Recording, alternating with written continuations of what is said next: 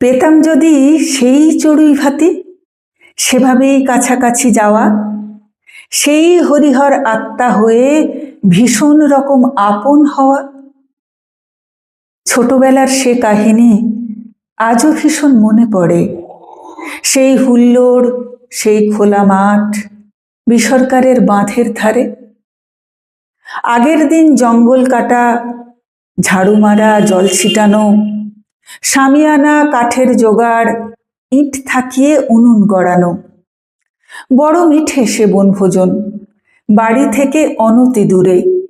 পাড়ার যত বন্ধু মিলে কি আনন্দ দিন দুপুরে। সর্ষের তেল, পেঁয়াজ, রসুন, জিরে, আদা, লঙ্কা, হলুদ, ক্ষেতের থেকে পাওয়া এসব সবার ঘরেই থাকতো মজুদ।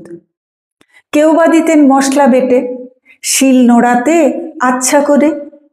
আনাজগুলো আনন্দ করে সবাই কাটতাম আস্তে ধরে। কেউ বা দিতেন পুকুরের মাছ, যত চাই তার চেয়েও অধিক।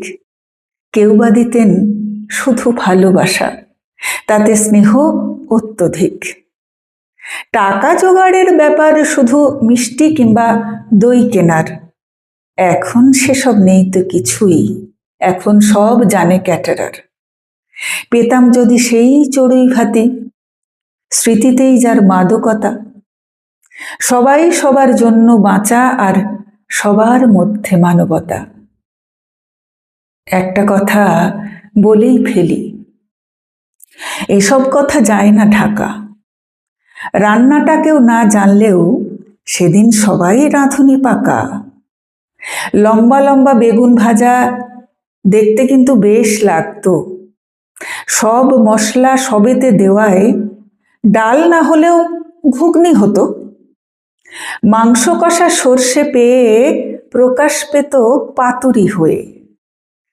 মাছগুলো তো কাঁচা তেলে লেপ্টে যেত ভাজতে গিয়ে। ফোড়ন ছিল গড়পড়তা, জিরে কিংবা সর্ষে হোক। চাটনি যদি নোনতা হতো তাতেও ছিল না কোনো সুখ। পেতাম যদি সেই চড়ুই ভাতি, একে অপরের দোষ ঢাকে। খুশির দিনের কারখানাতে অখুশিরও খুশি থাকে। সে যে কিসের আনন্দ, কিসের যেন রাত জাগা, কিসের যেন ছটফটানি, কি যে অপার ভালো লাগা। মেলামাইন ছিল না তখন, পদ্ম পাতায় খাওয়ার জল, সজীব পত্রে আহার্য, আর মাটি কটরায় কলের জল। চেয়ার টেবিলের বালাই নেই, চাটায়ে বসে খাওয়া দাওয়া। পেতাম যদি সেই চড়ুই ভাতি, সেভাবেই দুটো ভাত খাওয়া।